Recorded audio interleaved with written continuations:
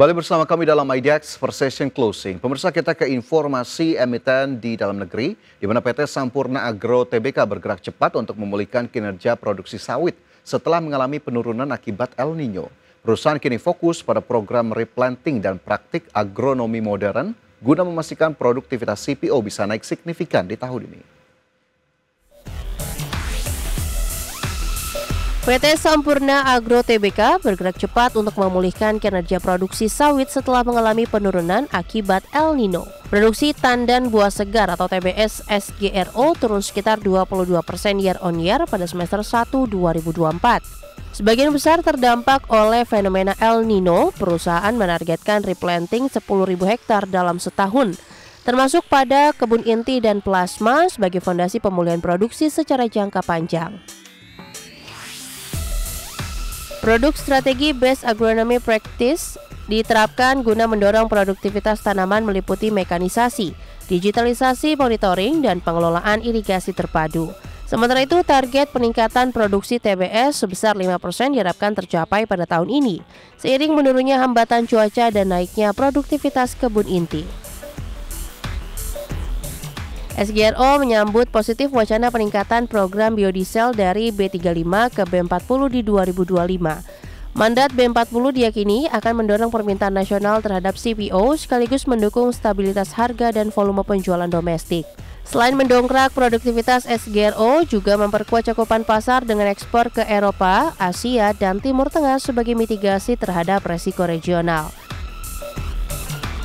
Secara keuangan, bisnis sawit kini mulai membaik dengan pendapatan stabil meski masih menghadapi tekanan volume dan harga. PT Sampurna Agro tampil agresif dengan memfokuskan diri pada replanting skala besar, adopsi teknologi agronomi, serta dukungan dari program biodiesel. Strategi ini diharapkan bukan hanya memulihkan jumlah produksi, akan tetapi juga meningkatkan margin dan daya saing jangka panjang. Capaian di semester 2 dan strategi peluncuran segmen baru akan menjadi ukuran sukses selanjutnya. Berbagai sumber, IDX Channel.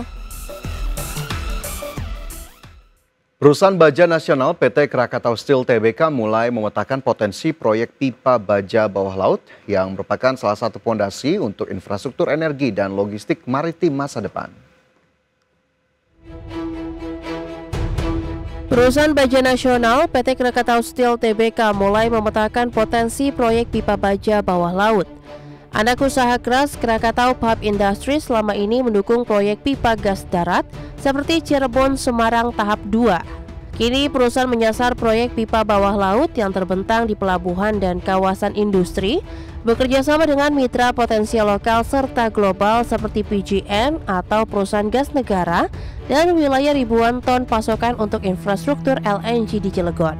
Kerjasama dengan PGN mencangkup infrastruktur land-based LNG, menyediakan fasilitas regasifikasi dan bunkering di Terminal Cigading, Banten.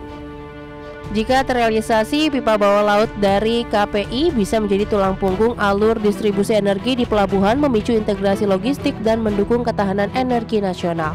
Pipa laut bukan sekedar pipa pengadaan material, harus memenuhi standar tinggi dalam tekanan, korosi, dan proses instalasi bawah laut. Kelas perlu memastikan konten lokal TKDN tinggi dalam produksi pipa dan menavigasi persaingan impor yang sering menghantui industri baja domestik. Jika berhasil, proyek ini bisa menempatkan KPI sebagai pemain utama pipa bawah laut di kawasan Asia Tenggara.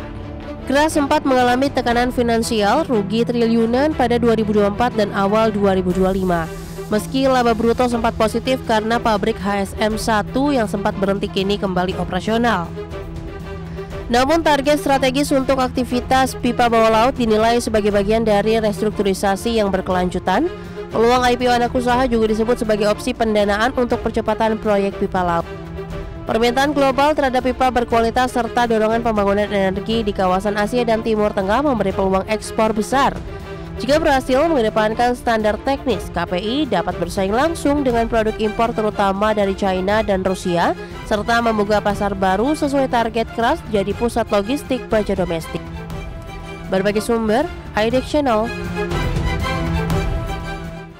PT Jaswindo 3 Perkasa Tbk menetapkan target pertumbuhan ambisius di tahun-tahun mendatang dengan memperkuat kinerja ekspor dan memperluas portofolio produk di segmen security digital dan dokumen terintegrasi.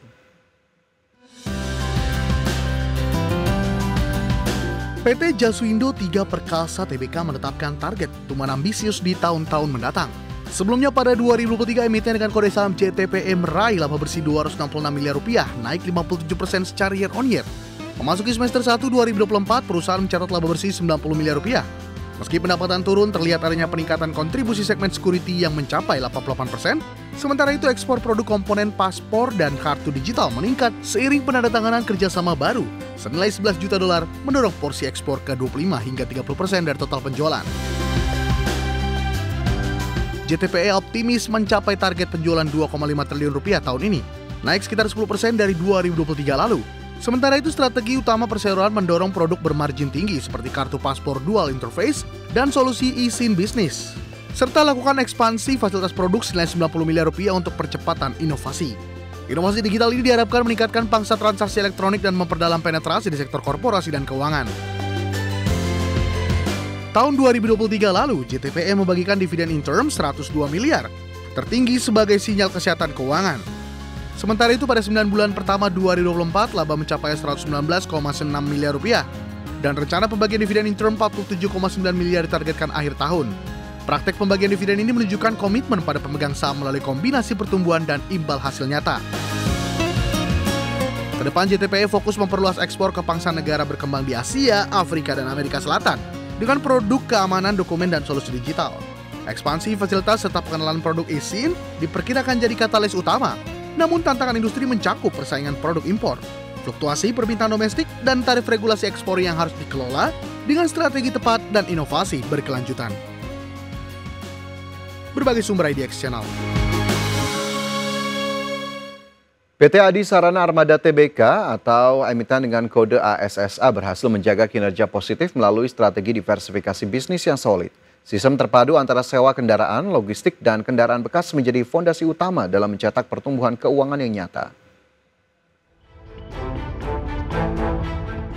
Sepanjang tahun 2024 lalu, ASSA mencatat pendapatan Rp5 triliun, naik 11,7% dibandingkan tahun sebelumnya, dan membukukan laba bersih Rp330,1 miliar, naik signifikan dari porsi hampir nol di 2023. Angka tersebut bukan hanya melebihi target pertumbuhan 10% tahun itu, tapi juga menegaskan keberhasilan strategi perusahaan. ASA mengandalkan 3 pilar usaha rental kendaraan korporasi, logistik end-to-end via Antaraja dan Cargo Share, serta bisnis kendaraan bekas melalui GBA Caroline. Segmen logistik menyumbang pendapatan Rp1,9 triliun dan menjadi terbesar, diikuti rental Rp1,9 triliun. Dan kendaraan bekas mencapai Rp864 miliar. Bisnis ini tumbuh merata, bahkan segmen lelang naik hampir 35%.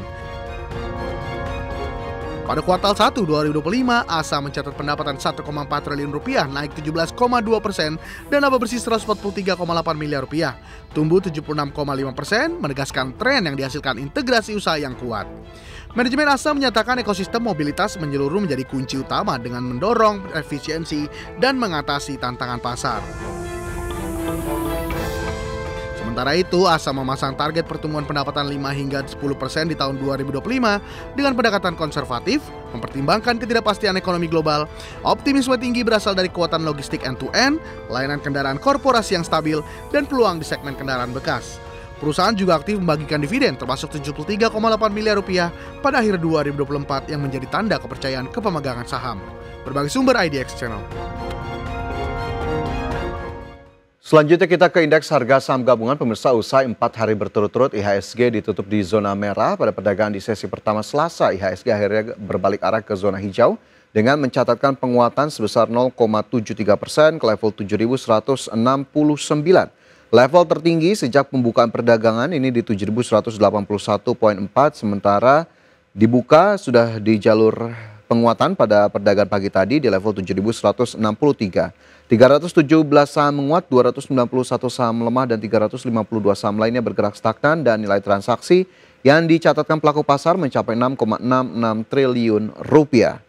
Dan kita lihat saham-saham apa saja yang menjadi penopang dari penguatan IHSG yang masuk dalam top gainers. Ada Antam di sana naik 3,66%, Aman Mineral naik 6,6%, berbalik arah dari pelemahan signifikan pada perdagangan kemarin. PGEO menguat 2,88%, sementara BBCA naik 1,96%.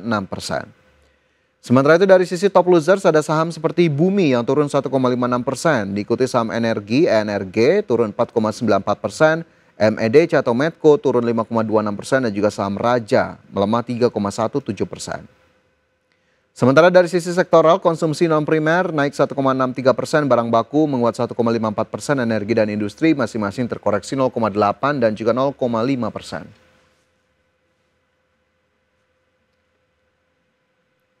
Dan pemirsa, informasi lainnya akan kami hadirkan untuk Anda usai jeda. Tetaplah bersama kami.